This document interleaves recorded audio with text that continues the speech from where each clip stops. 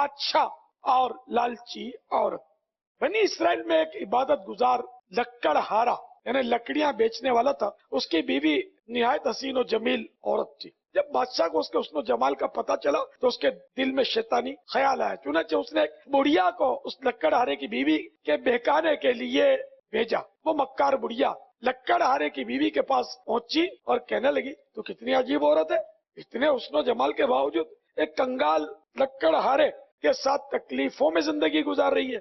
اگر تو چاہے تو بادشاہ کی ملکہ بن کر خوب ٹھاٹھ کی زندگی گزار سکتی ہے. جب اس عورت نے یہ باتیں سنی تو لالچ میں آ گئی. چنانچہ اس نے لکڑ ہارے سے بے رخی اختیار کر لی اور ہر وقت اس سے ناراض رہنے لگی, لڑنے لگی. بالآخر لکڑ ہارے نے مجبوراً اس بے وفا لالچی عورت کو طلاق دے دی. اب وہ خوشی خوشی بادشاہ کے پاس پہنچی اور اس سے شادی کر لی. جب بادشاہ اپنی نئی دلہن کے پاس پہلی رات گزارنے کے لیے حجرہ عروسی میں پہنچا تو اس پر قہر خداوندی نازل ہوا اور یکایک وہ اندھا ہو گیا. ہاتھ خشک یعنی بیکار ہو گئے, زبان بند ہو گئی اور کان بہرے ہو گئے. اور عورت کا بھی یہی حال ہوا. جب یہ خبر اس دور کے نبی علیہ الصلوۃ والسلام کو پہنچی تو انہوں نے بارگاہ خداوندی میں ان دونوں کے بارے میں عرض کی. ارشاد ہوا میں ہرگز ان دونوں کو معاف نہیں کروں گا. کیا انہوں نے یہ سمجھ لیا تھا کہ لکڑ ہارے کے ساتھ انہوں نے جو حرکت کی ہے میں اس سے بے خبر ہوں؟ فرمان مصطفیٰ